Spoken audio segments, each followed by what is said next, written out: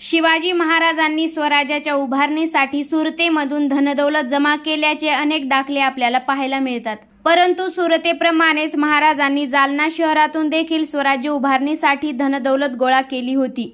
महाराजांच्या कारकिर्दीच्या अखेरच्या टप्प्यात ते जालना शहरामध्ये आले असल्याचे ऐतिहासिक दाखले आहेत.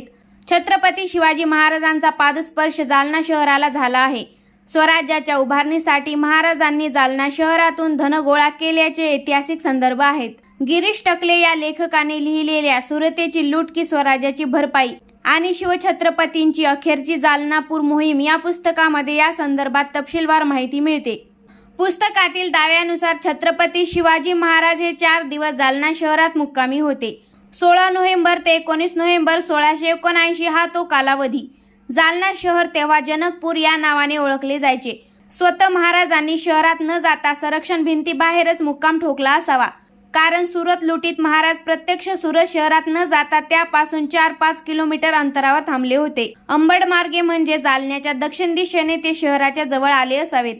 प्रत्यक्ष लुटीविषयी स्वतः महाराजांनी त्यांचे बंधू व्यंकोची राजे यांना लिहिलेल्या पत्रात वर्णन केले आहे. महाराजांनी पत्रात आपल्या जालना लुटीचा हेतू स्पष्ट केला आहे. दिलेर खानाचे विजापुरावरील दडपण दूर करण्याच्या हेतूने त्यांनी मुघल मुलखात शिरण्याची आणि फौजा पसरविण्याचे ठरवले.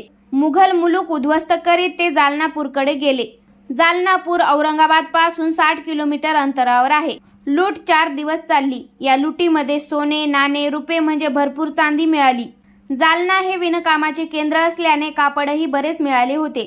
तसेच हत्ती, घोडेही मिळाले. जालनापुरातील लुटीच्या रकमेबाबत स्पष्ट उल्लेख नाही, परंतु ज्या अर्थी लूट 4 दिवस चालली त्या अर्थी बरेच घबाड मिळाले असावे असा स्पष्ट उल्लेख या पुस्तकामध्ये आहे. यानंतर अवघ्या 6 महिन्यामध्ये छत्रपती शिवाजी महाराजांचे निधन झाले. त्यामुळे स्वराज्य उभारणीसाठी धन गोळा करण्यासाठी जालना शहराची स्वारी महाराजांची अखेरची ठरली.